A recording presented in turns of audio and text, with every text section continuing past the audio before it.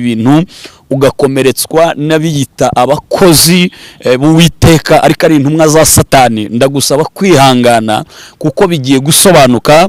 Imana igiye gushyira ku karubanda, igiye gutwikurura. Imana yambwiye ifite ifuhe ryije, irambwira ngo ibanyuzemo, mureke inzangano, mwubake umurimo w'Imana nk'uko mwawuhamagariwe, kuko bitari ibyo ngibyo namwe Imana inyujijemo inkoni. Kandi yambwiye ngo mwibuke bamwe muri mwebwe. Reka musuhuze nshuti wowe udahwema kubana natwe umunsi ku munsi. Nge nitwa Prince Robert ugusuhuza, komeza ugubwe neza. Twahuje kugira ngo dukomeze twubake ubwami bw'Imana. Tuje mu kiganiro rero, ndi kumwe n'umukozi w'Imana, tugiye kumwakira twibwire, asuhuza abantu badukurikiye, hanyuma atugezeho message Imana yamuhaye kugeza ku badukurikiye, ndetse n'umuntu wese wabasha kubona iyi message yumva icyo Imana ivugana n'abantu bayo. Rero reka mwakire, amanze yibwira abantu, adushyira imbere y'Imana, ubundi atubwire icyo Imana ishyize ku mutima we. Turakwakiriye. Murakoze cyane, Imana ibahe umugisha kutwakira imbere y'iyi kamera, kandi tunabashimira kubwo kwamamaza ubwami bw'Imana no kwihangana kwanyu mu byo mukorera Imana. Imana turabizi neza ko ifite ingororano izabahemba. Imana ibahe umugisha. Nitwa Evode Nzayituriki, ndi umushumba, nkorera umurimo w'Imana Kicukiro. Hanyuma ariko kandi Imana iyingiriye ubuntu, intiza ku maso y'umwuka, ikongera ikantiza ku matwi y'umwuka, nkumva icyo umwuka avugana n'amatorero. Reka rero mwasabye ko dusenga Imana, reka dusenga Imana. Mana, mu izina rya Yesu, uri Imana ikomeye, uri Imana y'imbaraga nyinshi n'ubutware n'ubushobozi. Uyu mwanya turagushimiye kuko wemeye ko twicara hano imbere y'iyi televiziyo, kandi izina ryawe turariraritse kugira ngo rize ribane natwe. Umwuka w'Imana, umwuka w'imbaraga n'ubutware n'ubushobozi abane natwe, ukontorore iki kirere, imyuka mibi itsindwe, imbaraga z'umwijima zitsindwe mu izina rya Kristo Yesu. Imigisha yawe yo mu bumana n'imbaraga zo mu bumana bibe kuri twebwe hamwe na bene data, kandi abantu bagiye gukurikira kino kiganiro bahabwe umugisha wo kwakira ihumure rya Kristo Yesu, bahabwe imbaraga zo kubyuka aho bari baryamye, abarwaye bakire mu izina rya Yesu. Uwari ubuze ibyiringira byakire, uwari ubuze imbaraga azakire kubwo gufashwa n'umwuka wera. Tubisabye Imana Data mu izina ry'Umwami Yesu, amen. Imana ishimwe, torero ry'Imana, bera b'Uwiteka mukurikiranye iyi channel cyangwa se iyi televiziyo. Ndagira ngo uyu mwanya mbahe message cyangwa se message Imana yashyize ku mutima wanjye ubwo nasengaga. Hari nka saa 5 nari nazamutse umusozi, nkuko bisanzwe ku ntumwa cyangwa se no kuri Kristo Yesu nawe yajyaga ajya ku musozi kwaka imbaraga. Nari mfite ibyo ngiye gusengera, ariko Imana iganira nanjye. Imana inyereka abantu benshi bari mu rungabangabo. Imana inyereka abantu batari gutandukanya umukozi w'Imana w'ukuri n'umukozi utari uw'ukuri, abantu batari gutandukanya ikinyoma n'ukuri bakabyitiranya. Irambwira ngo haguruka ugende ubwira abantu ko ngiye gushyira ku karubanda umuntu wese witwikiriye ishusho y'ubumana akaza kuyobya intore z'Uwiteka. Ntabwo nzahuri mu bihugu bitandukanye, ariko unyumve neza. Niba warakomeretse, ukomerekeye muri ibi bintu, ugakomeretswa n'abiyita abakozi b'Uwiteka ariko ari intumwa za Satani, ndagusaba kwihangana kuko bigiye gusobanuka. Imana igiye gushyira ku karubanda, igiye gutwikurura. Yesu yigeze avuga amagambo akomeye, aravuga ngo nta kintu kirimo cyavugiwe mu nzu cyangwa se mu rwongorerano kitazajya ku karubanda. Avuga ijambo rikomeye, aravuga ngo nta cyavugiwe mu rwihisho kitazajya hejuru y'amabati ngo kigaragare. Rero igihe kirageze ngo Imana yerekane ukuri kwayo, hanyuma ikubita ikinyoma cya Satani kijye ku ruhande. Ndabihuza nanone n'igihe Dawidi yendaga kwima ingoma y'ubwami. Dawidi yenda kwima ingoma y'ubwami, umugabo witwa Sawuli yaramuhize cyane kuko yari yaragiye ku ngoma akora ibyangwa n'amaso y'Uwiteka. Uyu Sawuli kugeza ku rwego atumviraga Imana, agatangira gucurika ibintu by'Imana, ndetse agatangira kugenda ajya kuraguza kugira ngo abone uko ayobora ubwoko bwa Isirayeli, ariko Imana iza kurakara imuca ku ngoma. Message ya kabiri rero nuko hari abantu Imana igiye gukenyuruza, hari abandi igiye gukenyeza. Message ya kabiri igendanye n'iki nanone, nuko hari abantu bagiye kumanurwa abandi bakazamurwa. Hari ntamenyekana ariko zirazwi ku Uwiteka. Isi ntibazi, isi ntirabareba mu maso, ariko bagiye kujya hagaragara abatwikiriye bakorera Imana, bayikorera mu kuri, bimwe ijambo, bagiye guhabwa ijambo, kuko igihe kirageze ngo ikinyoma gihaguruke ku ntebe, hanyuma ukuri kwicare ku ntebe. Mugiye kubona abakozi b'Imana buzuye imbaraga z'Imana, bavuga ubutumwa bwiza, bambara imbaraga z'Imana kandi bakore mu kuri ndetse no mu mwuka. Ibi bigiye guba kandi bigiye gusohora, kuko abantu nanone nabonye message ya kabiri nawe message mbona abantu barwaye bwaki mu buryo bw'umwuka. Amafiriti barayariye, inyama baraziriye, ariko barwaye bwaki mu buryo bw'umwuka. Ijambo ry'Imana ni rike muri bo, imbaraga z'Imana ni nke muri bo, ndetse bafite umwuma mwinshi, kandi Yesu yaravuze ngo ni nge mazi amara inyota. Rero abantu baguye umwuma nimuhumure, data yavuze ko aje kubamara bwaki iyo mu mwuka. Hanyuma message ya gatatu ni message isa naho iremereye, ni message igoye no kuyumva, ariko munyumve neza muri ukuguhana ndetse no guhemba. Imana ije kugororera abantu bihanganiye mu Mana, abantu bihanganiye mu Mana bakemera gusonzera muri Kristo Yesu, bakemera kubabaranwa na Kristo Yesu, bakemera ibitutsi batutswe bazira izina rya Kristo. Imana yambwiye ko ije gusohoza amasezerano yabo. Impamvu mvuze ko bigoye kubyakira nuko abantu mwareshwe igihe kinini ko mwakiriye, mubeshwe imigisha, ariko kubera ko igihe cy'Imana nta muntu ukimenya, mwari mugeze ahantu murambirwa ibyo mwavuganye n'Imana, mutangiye kuvuga ko bitazaba. Ariko nje gutangaza ko Imana yambwiye ko ije gusohoza amasezerano. Kubera iki ije gusohoza amasezerano? Nuko abantu bari kuyitiranya Imana, abantu bari kuyitiranya n'izindi mbaraga z'ibindi bintu bitari byiza, ariko kandi igihe kirageze ngo igaragaze ko iyavuze ari nayo ije kugira gute, ije gukora, ije gutanga umugisha, ije guhesha abantu agaciro bakabuze, ije gutandukanya abayiyitirira, igaragaze ukuri kwayo. Izo ni message nahawe kandi ibyo bigiye gusohora. Ikindi gikomeye nsorejeho message ya kane nuko kugeza kuri izi saha abanyamadini munyihanganire ko mbise abanyamadini, ariko se kandi impamvu mbivuze nuko itorero riri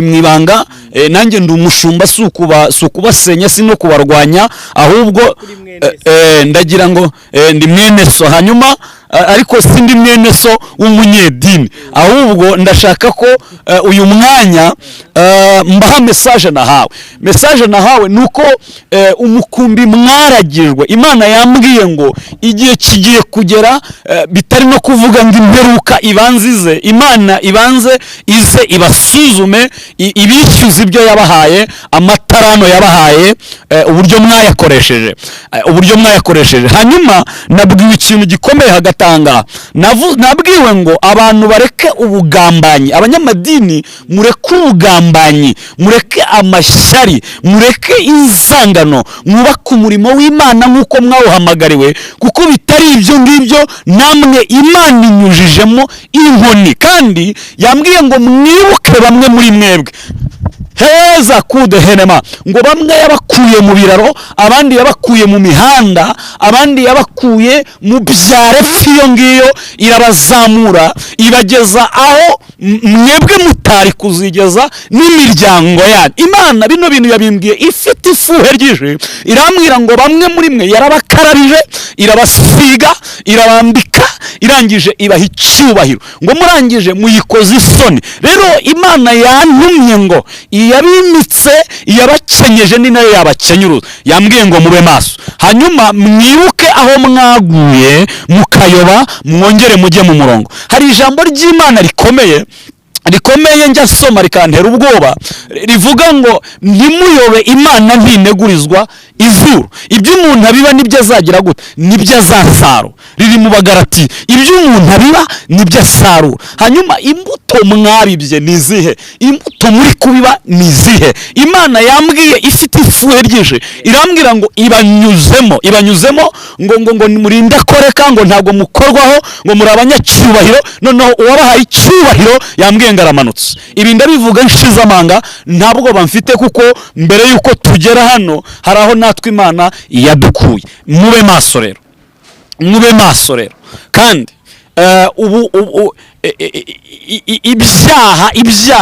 ibyaha by'abatambyi, natangaye. Ibyaha by'abatambyi ni ibyaha bikomera, ni ibyaha bigira ingaruka no ku bandi bantu, kubera ko uribuka ko Efuni na Feneyasi, abahungu b'umutambyi witwaga Eli yanze kubacyaha, abacyaha anonera, hanyuma byaje gukurura umuvumo Isiraheli, kugeza ubwo Abisiraheli barwanye n'Abafilisitiya. Abafilisitiya batsinda Abisiraheli, banyaga isanduku y'Uwiteka, bayikura mu Bisiraheli bayijyana mu Bafilisitiya. Hanyuma muri icyo gihe n'ibihe byari bikomeye ntari bujyemo, ariko byari biturutse ku byaha bya bene Eli, ngo bafataga abakobwa bakoraga amasuku ku ihema ngo bakabasambanya. Hanyuma icyo gihe Imana irarakara, iravuga ngo nzakora ikintu muri Isiraheli, amatwi azacyumva azacura injereri.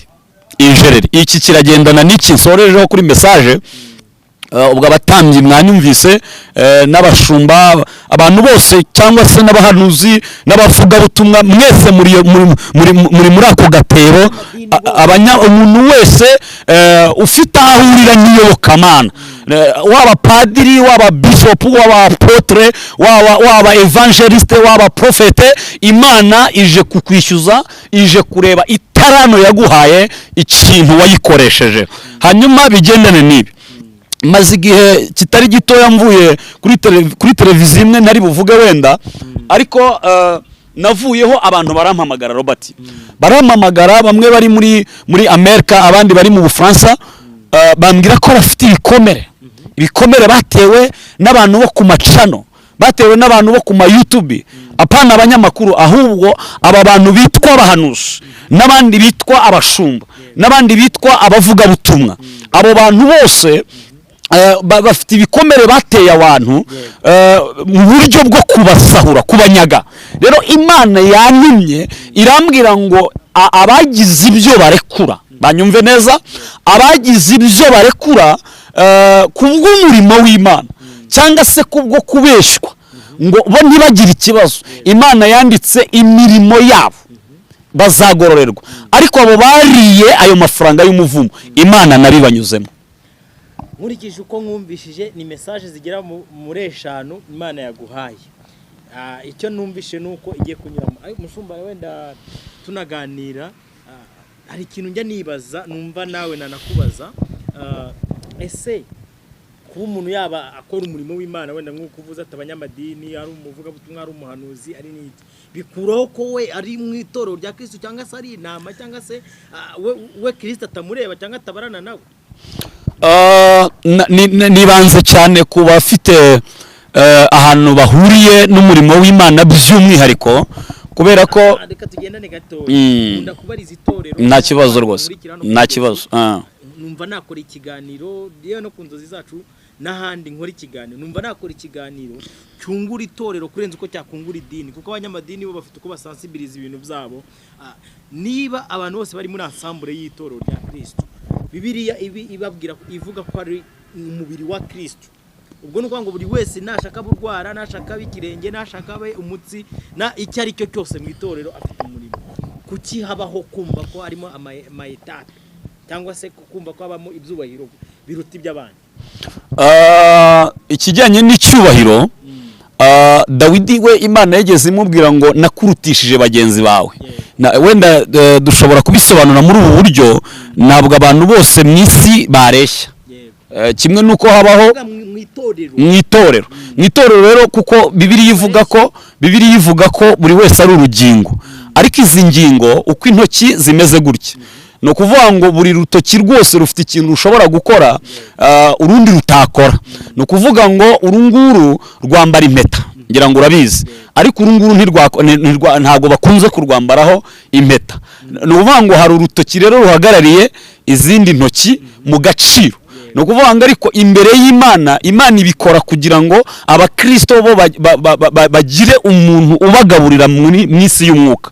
Hanyuma bamwe bahamagariwe kuba intumwa, abandi bahamagarirwa kuba abahanuzi, abandi bahamagarirwa gusapotinga umurimo w'Imana, kuko mu itorero hari igihe usanga harimo umuntu ufasha ivugabutumwa mu buryo bw'amafaranga, ariko none ugasanga umuhanuzi we icye ni ugusenga Imana akamenerwa amabanga y'ijuru, ariko ugasanga wa wundi ufite amafaranga nta mwanya uhagije yabona wo kujya mu masengesho y'iminsi 50. Wa muntu rero wagiye mu minsi 50 araza gufashwa na wa wundi wagiye gukora. No kuvuga ngo biruzuzanya, ariko nanone ku bijyanye n'icyubahiro, ubundi abana b'Imana bose Imana ibafata nk'abana bayo. Hanyuma umuntu azamurwa bitewe n'ibyo akora, Imana ikuzamura bitewe n'ibikorwa byawe. Ariho ngaruka kuri ya message ivuga ko Imana yambwiye ko bamwe bazamuye bari hasi bitewe n'iki bagambiriyeho gukora kugira ngo bazasohoze uyu munsi batari gusohoza, cyangwa se bamaze kujya mu kinyuranyo cy'iby'Imana ibashakaho. Ni ukuvuga ngo rero Imana itoranya uko ishaka, wenda nitwavuga ngo uyu kuki wamugize gutya uyu mugire gutya, ariko bose imbere y'Imana bazahembwa. Nicyo twabwira abantu bose bazahembwa, abe umuhanuzi, abe pasiteri, abe usapotinga ivugabutumwa mu buryo bw'amafaranga, abe umudiyakoni, abe ikintu cyo nuko ubura urusengero buriya nawe ni umunyacyubahiro imbere y'Imana. Ahubwo wenda imbere y'abantu nuko imbere y'abantu sinzi uko abantu babifata, ariko jewe nishimira kuba umukristo kuruta kuba umushumba. Umukristo kuko Imana yasize intumwa isiga abigishwa bayo. Ubwo mvuze Imana nyine ni Kristo mu yandi magambo, kugira ngo byumvikane neza. So rero mu bijyanye n'icyubahiro, abantu bose Imana ibafata kimwe, ariko ibikorwa bakora nibyo bituma Imana izamura bamwe mu isi y'umwuka, ikagira ihe ibatereka mu isi y'umwuka, abandi nabo bakagira aho baguma, kuko uko umuntu angana mu mwuka niko abishaka. Bivuze ngo umuntu niba ari mu masengesho y'iminsi 40, uwo nyine arahabwa ikigero kingana n'ibyo yakoze. Hanyuma undi nawe nadabasha n'umunsi umwe ntabwo azareshya n'uno muntu mu kirere cy'umwuka. Nicyo kintu nabasha gusobanura. Yego. Hanyuma uyu munsi tusa nk'abagana no ku musozo, kuko ijambo ry'Imana rivuga ngo icyo Imana ivuze nta kindi nakongeraho. Donc abantu bakora iki? Icyambere rero nabwiwe, kuko umuhanuzi ukuze atanga intsinzi, avuga ibyago ariko agatanga n'itsinzi. Ni nabyo ba Eliya bagiye bakora, akavuga ati nimutabigenza gutya biragenda gutya, abami babyanga bigarangira bibasohoyeho. Icyakorwa n'iki rero? Nawe message irasaba ubwenge, abantu ko babyumva n'ubwenge bw'Imana apana ubwisi. Icyambere ku mukristo wese wakiriye umwami Yesu nk'umwami n'umukiza w'ubugingo bwe, arasabwa iki kintu. Munyumve neza abantu bankurikiye, iki kintu birashoboka ko wenda ari n'ubwa mbere abantu bagiye kucyumva, cyangwa se hari n'abandi bacyumvaga mu gikariyo, ariko kigiye ku karubanda. Niki rero kigiye gukorwa ku mukristo wese wakiriye Kristo nk'umwami n'umukiza. Imana yambwiye ngo igihe musohoyemo cyangwa igihe dusohoyemo, ni igihe Imana ishaka ko buri muntu wese yubakana ubumwe nayo. Si mubakira ubumwe nayo, ahubwo wowe nkawe ni igihe cyo gusenga ugashaka mu maso h'Imana. Apana bansengere wowe kuki utisengera. gusengerwa ni byiza kuko wenda hari ababisigiwe cyangwa se buri wese yemerewe kwigerera ahera hahera, ariko nanone icyumba gishobora gutyaza ikindi. Urakoze cyane. Ariko noneho igihe dusohoyemo ni iminsi y'imperuka, iminsi miri, iminsi igoye, iminsi iteye ubwoba. Ni iminsi Kristo ashaka ko wowe wamwakiriye upfukama ukamusenga ukamuhamagara, yiteguye kukumva, yiteguye kukwakira, akumva ikibazo cyawe akagisubiza. Rero solution nta yindi, mama, papa, mwana mutoya, mukecuru, musaza, aho uri ahari hose, sengerwa, ariko nawe isengere ni Imana ishaka. Cyo ni icyambere. Icya kabiri kigomba gukorwa kugira ngo ibi ngibi bishyirweho akadomo, nuko abantu bakwiriye kongera gusoma ijambo ry'Imana. Abantu benshi nugupfa kugenda nk'abatazi iyo bagana, nyamara twahawe umuyobozi witwa Bibiliya, ijambo ry'Imana. Abantu bari kuyishyira ku ruhande, bakirirwa mu bintu biri aho bibacanganyukisha mu mutwe. Ako mushumba twe turi hano, sinzi uko na Bibiliya twarayihawe, abantu bose bayifite mu mazu yabo, ariko umwanditsi umwe yigeze kwandika aravuga ngo bamenye Imana gute itabahamagaye. Ese yabahamagara gute itabatoranya? Ese yabatoranya gute? Donc banayivugira gute itabazi? Hari igihe usaba umuntu ngo akore ikintu kandi atari uwo muri urwo rubyaro. Kuvuga ngo abantu basoma ijambo ry'Imana, sinzi n'ubundi bararifite. Yes. Kugira ngo kubwa Nowa ntago ari Imana yari yavuze ngo yubake inkuge. Nowa se ntago yababwiye kandi akavuga ngo hagiye kuzagwa imvura. Ubu dukora iki kuri icyo kintu cya kabiri? Nibo nanjye ndi kukubaza. Yes, ndakumva cyane. Ariko noneho hano message natanze irareba abana b'Imana. Bibiliya muri Yohana haravuga ngo hari abana b'Imana n'abana ba Satani. Abo bo mu rubyaro wavuze ntavuze, bo bafite ingororano zabo n'ibyo bashaka. Njya mbona nabirirwa bakora ibindi, bamamaza n'ibindi byabo, bafite umwami bakorera uzabahemba. Nge ndavuga kuri sanse y'abana b'Imana kuko nibo natumweho nanone, kandi kuko buriya ngewe Imana impagurutsa yambwiye ko ishaka gukubita ingunzu zo mu nzu y'Imana. Icyo ni ikindi kiganiro. Ishaka gukubita ingunzu, hanyuma kuri abo baho ngaho handi batatoranijwe, batahamagawe, nabo bafite ibyabo bateguriwe, ariko nta bindi ntitwanabigira ibanga. Ibyabo bateguriwe ni umuriro w'iteka ryose, kuko umuntu wese utumva Imana ngo yumve ijambo ry'Imana, hazabaho umuriro uzatwika abantu nk'itanura. Ubwo rero natumwe ku bana b'Imana, izi message nibo zireba. Hanyuma kuri abo bandi rero nabo ubasha kubyumva, nawe ndamwifuriza ko yakwinjira mu rubyaro rw'abana b'Imana, cyane ko iminsi iri kurangira, itorero rigiye kuzamurwa. N'ibindi biganiro twajyamo twaba tugiye ku yindi sanse, ariko hano natumwe ku bana b'Imana, abantu bavuga ko bakiriye Kristo nk'umwami n'umukiza w'ubugingo bwabo. Hanyuma ku bandi rero namwe tubifurije kumenya ubwo buntu abandi bagiriwe mu izina rya Yesu. Nubwo ari n'abantu bavuga ko bakiriye, n'abantu bazi neza ko ari abana b'Imana, kuko nta mwana uyoberwa havuka. Yego. N'uwavutse sinzi uko namusobanura. Ari abavugira kwa Yezebeli niko nkunda kuvuga. Turagushimiye rero ko wemeye gutanga message y'Imana yaguhaye, kandi ukaba udohokewe. Komeza ukora umurimo w'Imana, kandi ukomeze nyine uhane, uhugure, uteshe, ufite no kwihangana. Haleluya, haleluya. Niko Pawulo yabwiye Timoteyo ngo ari kumutongera. Numva nanjye nkunda kubitongera abantu mbona ko ari abana b'Imana. Dushimire umuntu wese wabanye natwe, ndetse tuganye ku musozo. Ikiganiro cyacu cyo ni ibisanzwe. Uyu mushumba ndakeka ko mwamukunze, n'ubutaha azagaruka tubane, kandi wakoze kubana natwe. Reka dusengera Imana ubundi dusoze. Reka wenda kugira ngo bigende neza, hari abantu bashobora kuba bagize nk'ikibazo, bifuza kuzatuvugisha, cyane ko ndabizi ko mwaranadusuye aho dukorera umurimo w'Imana, ngira ngo warabibonye ko turi gutangira kubaka itorero rya Kristo mu buryo bukomeye, ariko bubwiza abantu kuri. Hanyuma ndagira ngo rero dutange nimero ya telefone, ni 078 02 89 885 078 02 89 885. Hanyuma ndifuza ko dusenga muri ibi bintu bitatu numvise umwuka amanurira. Tugiye kubanza dusengera abantu barwaye mu munota umwe, hanyuma dusengere abandi bantu barushye baremerewe badafite ibyiringiro by'ubuzima, tubasengere Imana ibacire amayira. Hanyuma ikindi cya gatatu kimanutse ni abantu baretswe bumva bahagaze ari bonyine. Tugiye kubasengera umwuka w'Imana abakomereza imitima mu izina rya Yesu. Buri kintu cyose mvuze wowe wizere, tugiye kubisengera mu munota umwe, ubwo ni iminota igera kuri 3. Tugiye guhera ku bantu barwaye. Fata ahantu urwaye.